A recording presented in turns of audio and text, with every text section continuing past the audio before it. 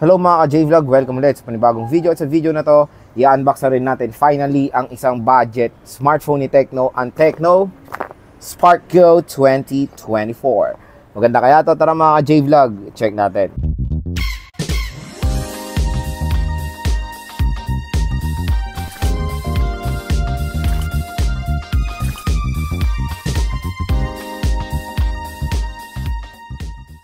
So yan, finally, nandito na rin sa atin ang Tecno Spark Go 2024. So pagpasensya nyo na, matagal ko na itong na-order, matagal ko na ito na-receive, mag-isang buwan na. Pero alam nyo naman na panay vlog tayo sa Green Hills, and nagkakaroon tayo ng time ngayon na to review ulit ng mga smartphones, and marami tayong parating, the Tecno Spark 20, the Tecno Spark 20C. So quick, lang yan, magbibigay muna akong first impression yan para naman meron kayong guide agad dahil malapit ng 12/12. Pero focus muna natin sa Tecno Spark Go 2024. Nabili ko to nung 11/11 mga ka-J-Vlog sa halagang 2.6 lang. Diba? Napaka-solid po netong smartphone na to. Napakamura. Pero ang SRP nito is 3,799 pesos or almost 3,800 pesos lang. Itong Tecno Spark Go 2024. So nakakatuwa talaga ngayong mga brands, lalo na yung mga magkaka-sister company like Itel, Infinix, and Tecno. Lahat sila ay nagpo-provide sa atin ng mga very affordable na smartphone below 4,000 pesos na meron mga gandang specifications ngayon na hindi sakit sa ulo ang chipset. So yon, the Tecno Spark Go 2024 is a huge jump compared sa Tecno Spark Go 2023 dahil ang sakit sa ulo ng chipset ng Tecno Spark Go 2023 dahil MediaTek Helio A22 with a quad-core CPU, di ba? Sakit sa ulo. Pero ngayon, ni-revamp na yan ni Tecno sa 2024 edition dahil meron na tong Unisoc T606 with the GPU of Mali G57 and an octa-core CPU na siya. So, di ba? Okay na okay ang revamp. Mas okay na to, smooth na siya. And syempre, abangan nyo lang yung full review natin dito sa Tecno Spark Go 2024. Game test, and ayun. Doon natin maano natin yung mga full potential nito. Pero yun, 8GB of RAM. Quick reminder lang na huwag kayong masyado magpo-focus when it comes sa ganyang RAM ng mga Tecno and Infinix. Dito pa rin kayo magpo-focus sa physical RAM, which is 4GB lang po ang physical RAM nitong Tecno Spark Go 2024. So yon, physical RAM pa rin ang titingnan nyo, 4GB and 128GB. 128GB is a na rin to, malaking advantage na rin ng Tecno Spark Go 2024 sa mga ibang budget smartphones today na parang ginagawa pa rin lang basic is 64. Pero sa Infinix, Itel, and Tecno, ang basic na nilang mga storage is 128GB na. So, ang ganda nun. Nakakatuwa na yung mga storage ngayon ng smartphones is bumabagay na talaga. Diba? Kasi 64GB, napakaliit na po niyan sa 2024. Puti na lang ito. Future-proof na storage nito. 128GB. Marami na kayo malalagay ng mga games dito. Kasi mga games ngayon, mga J-Vlog, palaki na ng palaki ang mga storage. Tulad na lang ng Genshin, 25GB. I think COD rin and ML nasa 20GB na rin, di ba? So full resources yung mga yun, ang laki, ang sakit sa ulo na nun pag 64GB. Pero 128, ayan, all goods pa naman yan. I think pinaka-minimum na talaga when it comes sa gaming is 128GB na po. So yun, abangan nyo to sa 12/12 sale ng Shopee. Mura rin to, 2,000 pesos plus. At kung interesado kayo sa Tecno Spark Go 2024, ilalagay ko po yung link neto sa description. And ang unbox natin for today's video is yung napakagandang color na mystery white. So tara mga ka-J-Vlog, samahan nyo ko i-unbox itong bagong labas na Tecno Spark Go 2024. So yan, open na natin si Tecno Spark Go 2024. So improved chipset to. And ayan, 120GB of internal storage, 4GB of physical RAM, and 4GB of extended RAM. So a total of 8GB, pero quick reminder lang na ito parating titingnan nyo lang is the physical RAM. So 4GB lang.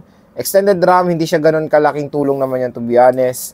So Tecno Spark Go 2024. Ang maganda dito, dual stereo speakers na to.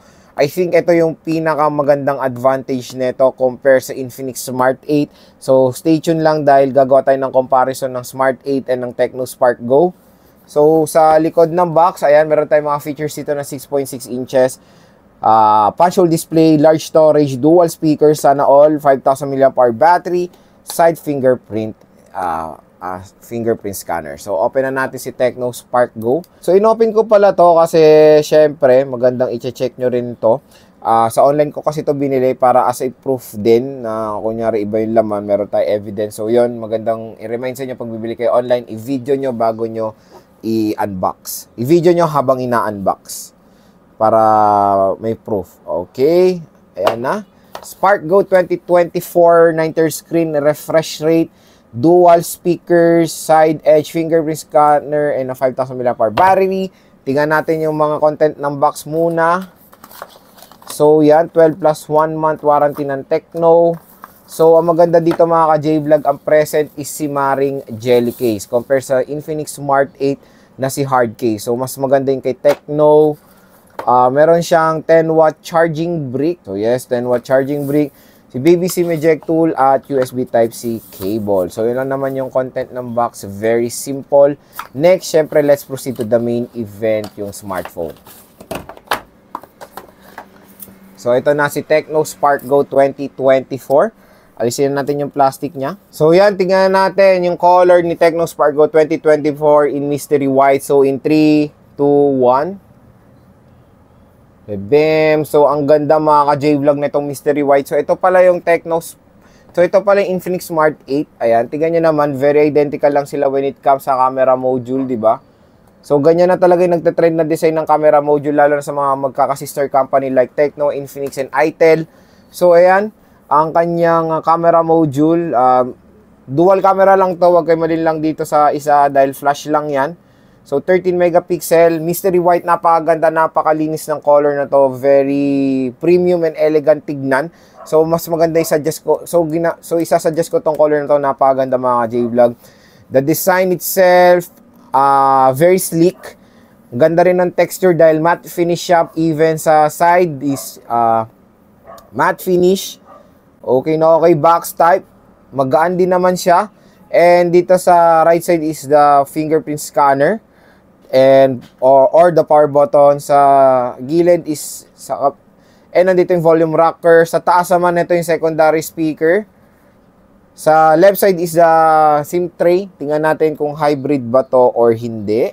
Okay, let's see. So magandang balita, hybrid SIM card slot siya, meaning pwede nyo siya lagyan ng dalawang SIM at isang micro SD card ng sabay.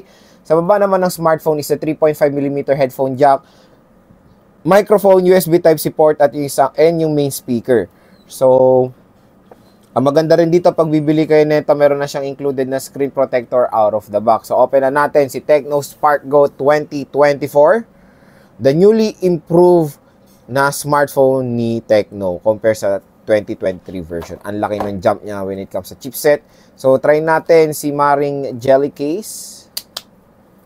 Ayan, napakalinis tignan nitong Tecno SparkGo 2024. Tingnan nyo naman yung Infinix Smart 8. Okay naman, ayoko lang si Maring hard case. Tingnan nyo, very na-expose yung gilid. Dito talaga well protected sa Tecno.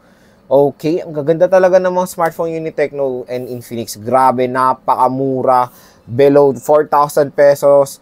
And pag nakuha nyo pa nga ito sa sale, 2,700, 2,800 ko ata nakuha lang to. Napakamura, very good deal. Okay, syempre na-setup na rin natin to. So ayan, nag-open na si Tecno SparkGo 2024. Malaki yung screen niya, 6.6 inches. I think Go edition din to ni Android 13 dahil naka-light version siya. Pero pwede nyo itong installan ng mga legit or yung mga normal na Facebook and TikTok kasi I think yung chipset nito is still powerful naman sa entry-level segment dahil sa GPU. Sa GPU rin kasi ako nagbe-base, which is Mali G57. Very snappy ang chipset na yan. And of course, stay tuned dahil i-game test natin itong si Tecno SparkGo 2024. Next is, tingnan natin yung, ito yung specs niya. So, Unisoc Tiger T606. 120GB of internal storage. Tingnan natin yung natirang storage niya out of the box. Kung ilan na lang ba. So, yun. Mas mababa yung available storage nito compare sa Smart 8 dahil yung system lang nito is 11.92. Sa Smart 8, 14. So, yan. Ang dami nyo pa malalagay dito na mga documents, games, even games. Pwede to sa ML, I think, dahil sa GPU niya talaga. And ang maganda dito, support niya ng 9/3 screen refresh rate. Si Tecno SparkGo 2024 ay meron dual rear camera. Yung main camera niya is merong 13 megapixels at yung front camera niya is merong 8 megapixels.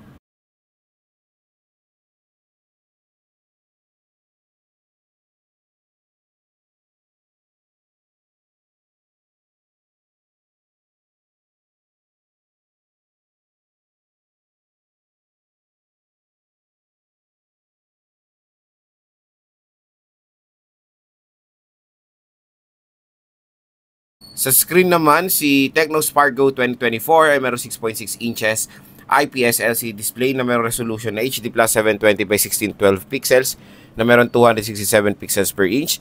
Support niyang 9Hz screen refresh rate at naka-punch hole display siya. So, as naman out of the box, sa Android 13 siya with Android 13 Go Edition. Sa chipset, meron siya Unisoc Tiger T606 na meron octa-core CPU na meron clock speed na up to 1.6 GHz. And sa GPU na sa Mali G57 siya. Meron siyang 4GB of RAM and 128GB of internal storage. At pagdating sa battery, meron tayong 5,000 mAh non-removable battery na support ang 10W charging rate. So next on mga J-Vlog, gusto ko share sa inyo yung mga first impressions ko dito sa Tecno Spark Go 2024, lalo na itong mystery white. Napakaganda na itong mystery white, to be honest. So number one, of course, sa screen. So screen nito ay nakakatuwa rin na punch hole na siya. So nalimutan na nila yung mga ganitong budget size ng smartphone ng notch display. Buti na lang, di ba? Punch hole lang ito, tapos 9Hz screen refresh rate at malaki pang screen size 6.6 inches. So okay na okay, all goods po ang screen ng Tecno Spark Go 2024. Number 2, of course, sa chipset nga neto. So ang chipset niya is the Unisoc T606. Ang ganda netong chipset na to compare sa kanyang predecessor na MediaTek Helio A22. Nakapaglaro na ako ng few games din dito like ML. So abangan nyo na lang po yung game test natin dito. Papakita ko yung full potential neto and of course the review. Pero all good siya mga J-Vlog. ML, COD, kayang i-handle nito. Salamat yan of course sa kanyang GPU na Mali G57. Number 3 sa kanyang RAM at internal storage. So the RAM is, I think, yan yung pinaka-basic and pinaka-minimum na talaga na kukonsider natin sa mga ganitong smartphone na below 4K, 4GB of RAM na. Let's face it, yan ang minimum talaga ngayon. I think palit na rin ng palit yung 4GB of RAM. And ang nakakatuwa dito talaga is the storage. So buti hindi to 64GB, 128GB na nilagay ni Tecno. Napakasulit, ang dami nyo po malalagay na mga games dito. And of course, pictures, photos, at iba pa. Number 4, of course, the design. Tingnan nyo naman ang design ng Tecno Spark Go 2024. Napakaganda mga J-Vlog. So, ano yan ha? Flash yan. So, hindi siya triple camera. Dual camera lang siya. Pero, tingnan nyo naman, very identical lang sila ng Infinix Smart 8. Magka-sister company kasi yan. Diba? So, abangan nyo lang po yung ating phone comparison between dito sa dalawang smartphone na to. Magbibigay ako ng phone comparison yun kung ano ba maganda. Infinix Smart 8 ba? Or Tecno Spark Go 2024. At ang pinaka-last sa kanyang stereo speakers. Dito ako nagulat mga J-Vlog dahil itong smartphone na to ay dual stereo speakers. Yes, below 4K, nakapag-offer ng dual stereo speakers. Napakalupit.